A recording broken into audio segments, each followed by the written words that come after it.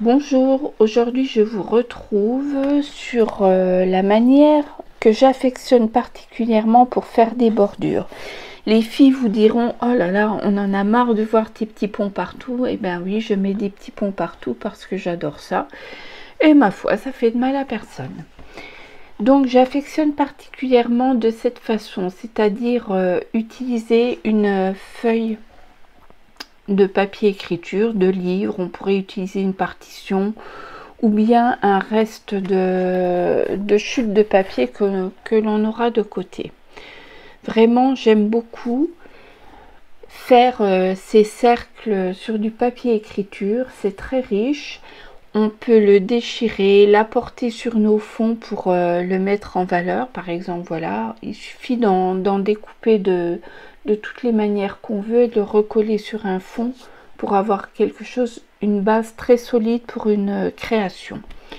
Donc là, ça va être les bordures. Les filles vous diront, oh là là, mais on en a marre de voir tes petits ponts partout. Ben oui, mais depuis toujours, je fais des petits ponts et comme vous dites, ça me fait sourire et j'aime beaucoup. Ça peut finir un fond, une base d'une de nos créations.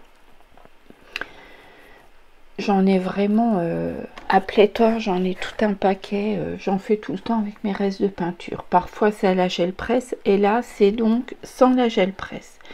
Voilà, par exemple, si on prend un de nos fonds de base, on peut y rajouter une bordure, peu importe où on la met. On peut la mettre sur tous les côtés qui existent. Et vraiment, ça apporte déjà une richesse à notre création.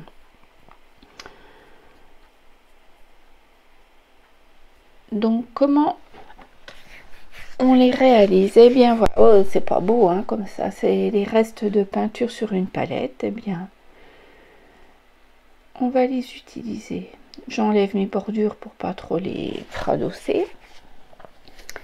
Et en avant, je mets une feuille en dessous pour protéger un petit peu ma plaque de verre. Bon, ça y est. Donc on fait tout au doigt, hein, on va pas s'embêter. On pose le doigt et on tourne et on fait des cercles. On tourne jusqu'à quand la peinture apparaisse. Là, c'est pas très compliqué parce que la peinture est très transparente. Peinture d'action, donc très transparente. Je mets également du blanc pour... je mélange un petit peu de blanc petit à petit avec ma peinture de base pour avoir des tonalités différentes. Et voilà, on met en accéléré parce qu'il y a vraiment... Il n'y a rien de plus basique que ça. Donc là, hop, en jaune, on met de côté, on attend un petit peu que ça sèche. Et là, j'avais fait avec le rose avant. Donc voilà, le truc, c'est de contourer alors ou en quart ou en demi ou complètement nos cercles de base. Et avec tous nos restes de peinture, peu importe la couleur qu'il nous reste, on va venir la rajouter à nos cercles. Et ainsi procéder par couches successives pour enrichir nos fonds. Alors on aura des mélanges très heureux et parfois on aura des mélanges moins heureux, mais peu importe. L'essentiel est d'enrichir notre cercle de base. Et on n'oublie pas toujours pardon, de rajouter du blanc pour avoir des tonalités différentes, c'est important. Donc voilà, là c'était une couche, 3 couches, j'avais déjà fait 3 couches auparavant, donc j'en rajoute une quatrième. Et toujours avec du blanc parce que là je trouvais un petit peu trop foncé au départ. Mais peu importe, il faut vraiment faire tout ce qui nous reste et on enrichit notre feuille.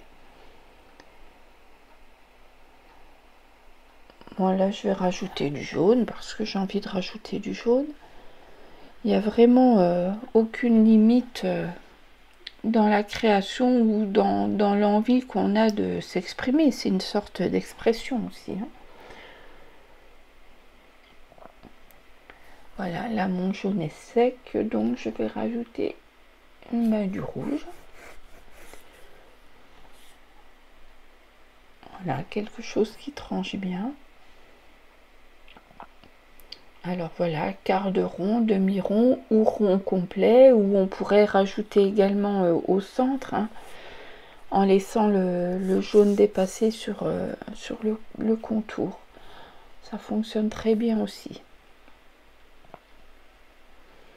Donc vous voyez, c'est très rapide et franchement, on y va. Là, j'aurais pu accélérer.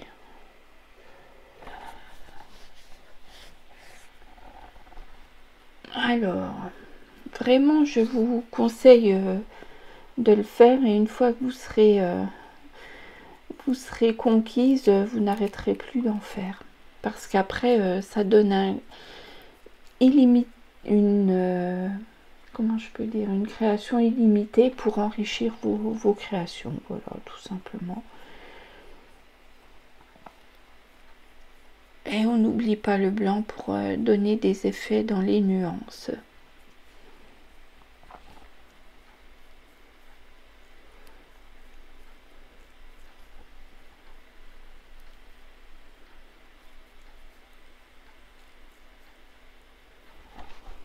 Donc là, il me restait un peu de vert.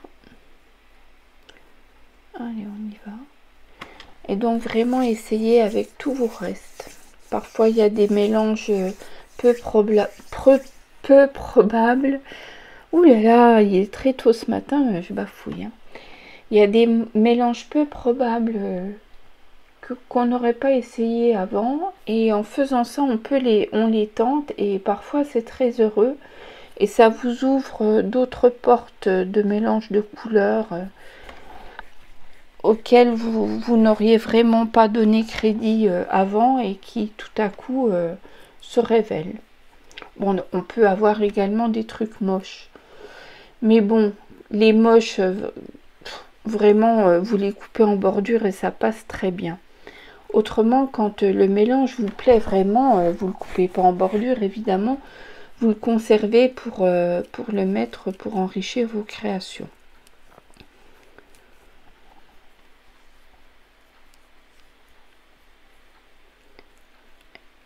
Donc voilà, on continue. Tout simplement. Donc les premiers contours, je vous les mets en live. Et puis après, j'accélère toujours parce que je trouve que c'est déjà assez long à regarder comme ça. Mais bon, en même temps, il faut remplir la feuille. Hein. Je ne peux pas vous montrer qu'une feuille à moitié pleine.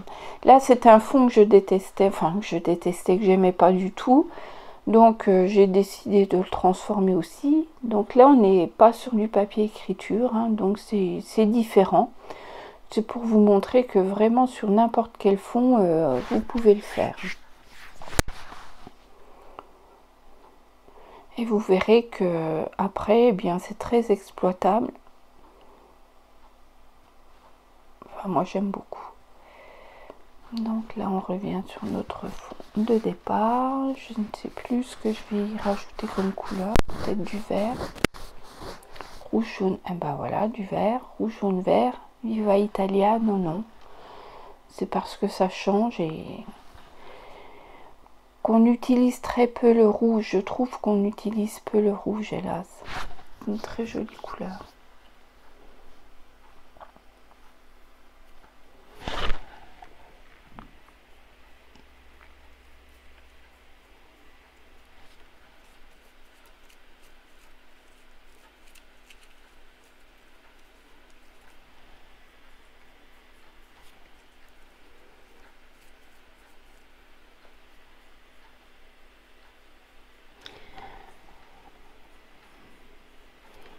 Voilà. Et entraînez-vous bien. Enfin, entraînez-vous bien. Je vais sans doute mettre un petit projet en route qui s'appellerait un projet zinzin. Les filles, elles connaissent. Le projet zinzin, c'est-à-dire faire sur une journée de 5 à 15 minutes de création sur un projet, pas plus. Ça va vite, c'est long sur le temps parce que bien sûr il faut du temps pour réaliser tout ça, mais 5 à 15 minutes par jour. Et je pense que je vais mettre ce projet sur ma chaîne YouTube également, afin d'avoir un éventail beaucoup plus large de participantes, et ça peut être rigolo. J'aimerais bien voir ce que ça donne, et peut-être que ça peut donner également un autre sens à une chaîne YouTube, quelque chose de plus participatif sous forme de mini live.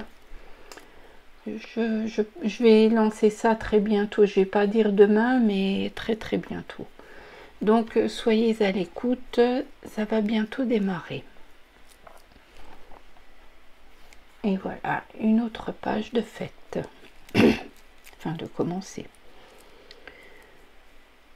Donc là, on est toujours sur notre projet avec le rouge. Je l'aime vraiment bien. Au début, je me suis dit, oh là là. Mais là, je l'aime bien. Bon, je voudrais mettre de l'orange. Donc, je vais essayer de fabriquer une sorte d'orange. Avec mon doigt, c'est pas très pratique, ni très orthodoxe, mais ça fonctionnera quand même. Voilà. J'aurais pu le faire encore un peu plus clair, peu importe.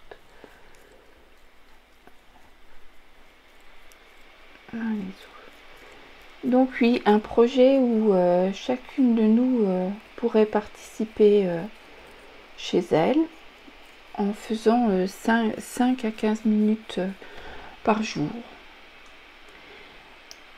Le fait de faire quelque chose 5 à 15 minutes par jour permet également de travailler, de nous motiver, de continuer à travailler sur notre esprit créatif, on va dire. Parce que bien sûr, si on n'est plus motivé et qu'on ne fait rien, ça va pas faire avancer le schmilblick. Donc tous les jours un petit peu, ça nous permet de mettre et de remettre, pour celles qui l'ont perdu, le pied à l'étrier. Donc là, je vais lancer un projet et ensuite on pourra faire... quand le projet sera terminé, d'ici un mois, on pourra faire des petits exercices de 5 à 15 minutes par jour. Ça, c'est une nouvelle couleur de chez Action que j'aime beaucoup, ce bleu foncé. Là, il fait penser un peu au gris pen, mais bleu pétrole plutôt. Voilà, donc sur nos cercles, nous allons les délimiter avec des bouchons. Celles qui me connaissent bien... savent que je suis accro aux bouchons. Je sais que vous en avez marre, mais c'est la vie. Je vous garantis, quand vous trouvez des... comment je vais dire, quelque chose qui vous plaît, et bien que vous en servez tout le temps, ça devient un de vos basiques. Après, ça devient une de vos signatures. On peut dire ça comme ça. Donc voilà, on marque nos cercles quand on trouve qu'ils sont complets. Alors souvent je les marque 2 fois avec 2 bouchons de taille différente. Vous pouvez les marquer autrement, hein, ça n'a pas d'importance. C'est juste que moi les cercles j'aime beaucoup. Au cas où vous ne le sauriez encore pas.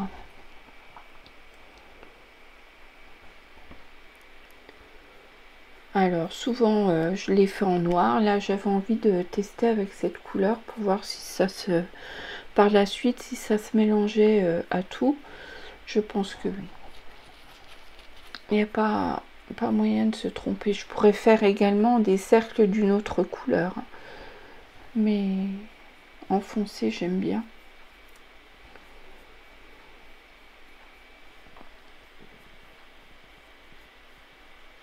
Alors, là, c'est pour vous montrer également qu'on peut les faire sur mes petits ponts, les bordures sur un fond qui nous reste de nos patouilles. Hein.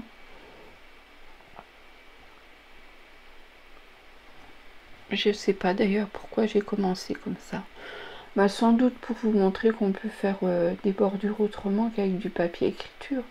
mais je trouve vraiment que le papier écriture ou une partition, enfin, ça apporte quelque chose, ça apporte du plus. Donc quand on a découpé nos petits ponts, on va utiliser, ça c'est primordial, je vous montrerai sans doute pourquoi, de faire les tranches en noir pour enlever le côté blanc de la découpe. C'est vraiment primordial. Alors là, j'utilise des feutres calligraphie de chez Action qui sont vraiment nickel pour le faire. Ensuite, je prends ou un crayon Posca noir ou un crayon gel noir pour marquer les bordures, les petits ponts comme on dirait. Voilà, j'utilise.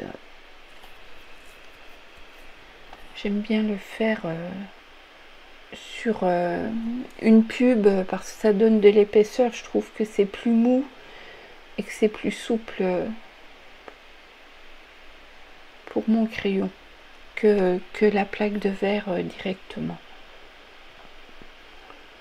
Voilà, donc on affine, on fait là vraiment libre à vous de faire comme vous voulez. Moi je fais ainsi, je marque quelques petits carrés ou rectangles noirs à l'intérieur de mes aiguilles. On pourrait enrichir avec de l'embossage à chaud, à froid,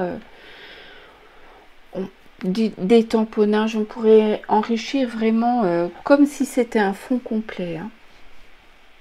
Alors moi j'ai décidé de les faire que comme ça parce que j'aime bien, voilà, c'est tout. À chacune de trouver votre pâte d'enrichissement, on va dire.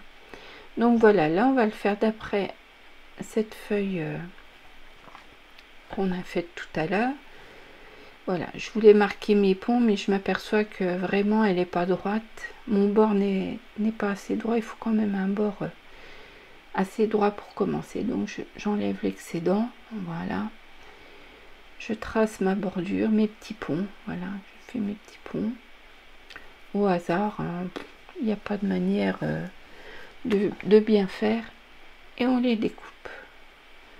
Là c'est pareil, je passe en accéléré parce que il n'y a vraiment rien de compliqué, il suffit de découper. Voilà, et une fois que c'est découpé, on va la marquer. Donc là,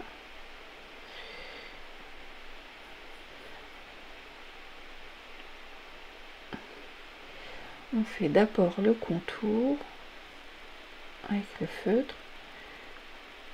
Et je pense que c'est là où je vais vous montrer. Oui, quand c'est fait, on voit la différence. Quand c'est fait, le contour est fait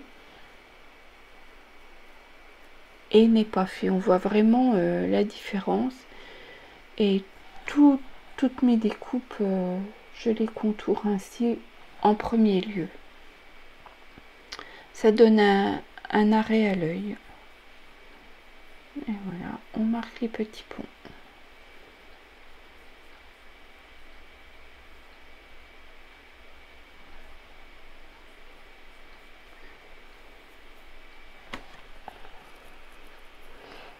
Et on peut mettre des doodles de 10 000 manières, faire du petit gribouillage de 10 000 manières dessus.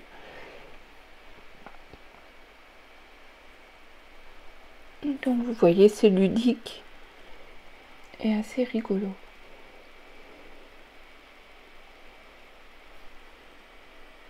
Voilà, et on s'en sert après. Et si on fait nos fonds nous-mêmes, eh bien il n'y a aucune faute de goût parce qu'on retrouve toujours une des couleurs dans la bordure, puisqu'en général on utilise toujours les mêmes couleurs, quoi. Là, quand on fait ses fonds soi-même, on a tendance à être un peu toujours dans les mêmes couleurs, donc il n'y a pas de faute de goût, tout sera toujours en harmonie. Là on est avec notre feuille où il y avait du rouge, on a utilisé du rouge. Eh bien en découpe bordure c'est très joli, j'aime beaucoup.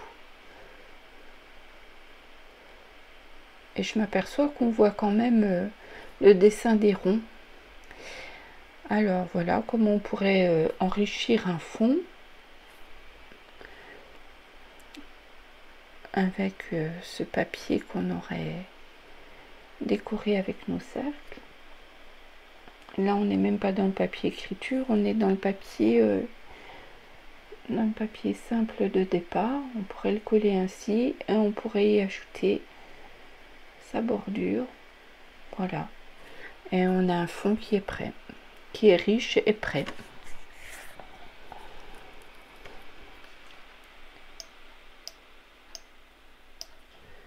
Donc voilà toutes les bordures que j'ai faites avec vous et pas avec vous. Vraiment j'aime beaucoup. Voilà, et les papiers qui s'en suivent. J'espère que ça vous a plu. Vous me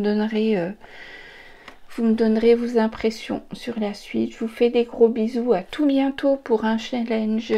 Bye bye les filles.